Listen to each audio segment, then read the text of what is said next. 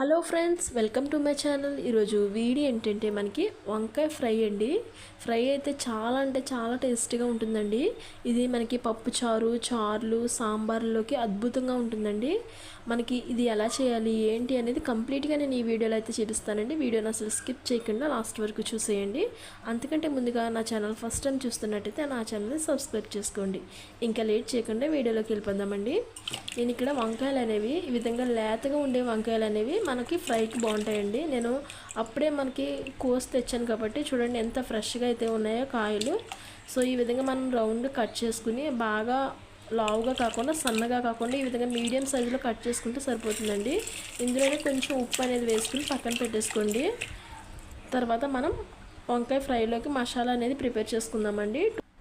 2 spoons కారం తీసుకున్నానండి. ఒక అర స్పూన్ గరం మసాలా, ఒక అర స్పూన్ ధనియాల పౌడర్, ఒక స్పూన్ జీలకర్ర,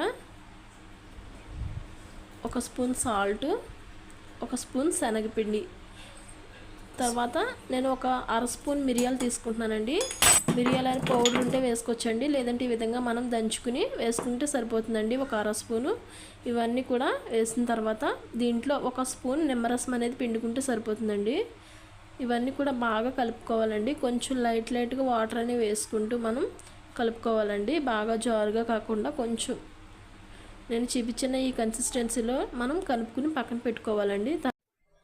ఇప్పుడు ఇందులోనే మనం కట్ చేసుకున్న వంకాయ ముక్కలు కూడా ఇందులో వేసేసుకుని ఒక్కొక్క వంకాయకి కూడా ఈ విధంగా మసాలా అనేది పెట్టాలండి. మొత్తం కూడా అంతా బాగా పట్టిన తర్వాత ఇవి ఒక అరగంట పాటు పక్కన పెట్టేసుకోవాలండి.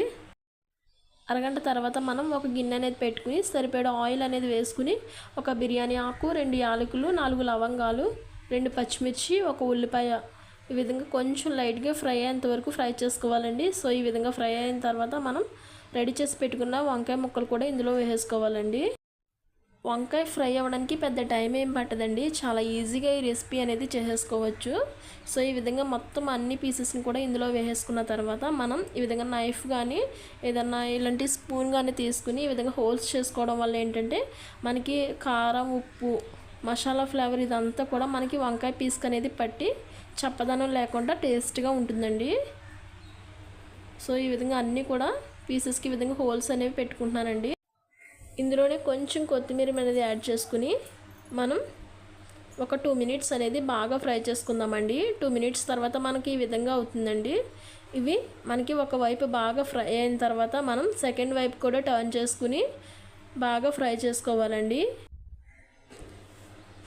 స్టార్టింగ్లో ఇందులో కొంచెం నిమ్మరసం యాడ్ చేశాను కదండి. నిమ్మరసం ఎందుకంటే మనకి పీస్ అనేది బాగా డ్రై అయిపోకుండా కొంచెం స్మూత్గా ఉంటుందండి. సో ఈ విధంగా అన్నీ కూడా సెకండ్ వైపు టర్న్ చేసుకోవాలండి. ఇలా ఒక 5 మినిట్స్ అనేది బాగా ఫ్రై చేసుకోవాలండి. చూడండి 5 మినిట్స్ తర్వాత చూడండి ఎంత బాగా అయితే ఫ్రై అయినాయో. మనకి ఇవి చూడడానికి ఫిష్ ఫ్రైలా ఉంది కదండి.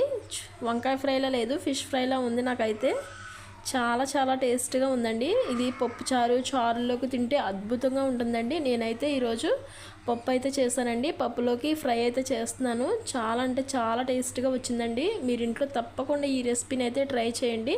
ఎలా వచ్చింది ఏంటి అనేది నాకు కామెంట్ సెక్షన్లో కామెంట్ చేయండి. వీడియో నచ్చితే మాత్రం చిన్న లైక్ చేసండి. Please subscribe my channel. Thanks for watching. Bye bye.